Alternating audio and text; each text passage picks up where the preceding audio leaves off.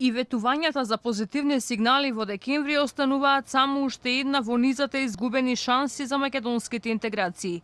Обидите да се променат бугарските ставови во однос на Македонија се никакви и на денешниот состанок на министри за европските прашања во Брисел.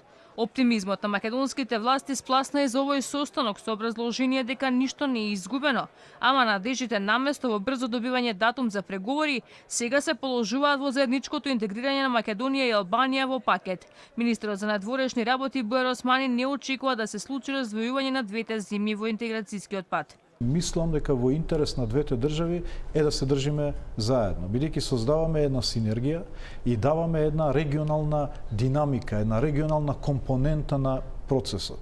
Дека ова не е само бирократски процес, туку се разбира и политички процес. И не можам да кажам која ќе биде одлуката, не очекувам во декември да се случи едно такво раздвојување. Опцијата за издвојување на Скопје и Тирана нема поддршка од европските министри, освен од бугарскиот. Јас сум многу задоволна со вестите од Бугарија дека сега се отворени за разговор за да продолжи диалогот. Француската министерка за европски прашања Натали Лоазо вели дека на Скопје треба да му се даде сигнал и да почнат преговори, но потенцира дека нема гаранции дека тоа би се случило идната година.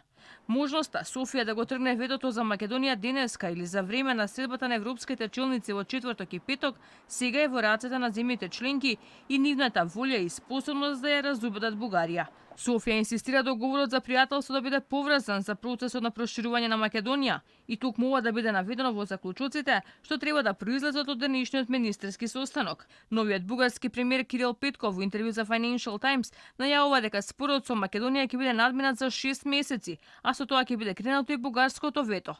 Сепак, вели, нема да отстапат од нивните ставови, Бугарија да не биде фашистичката земја во македонските учебници. Ке престанеме со попречувањето на Македонија за членството во Европската Унија. Во македонските учебници Бугарија не треба да се нарекува фашистичка. Ке ги поставиме дискусиите со Македонија на нова основа. Ке користиме работни групи за да бараме решенија за прашања како заедничка економска активност, инфраструктурата, културата, историјата.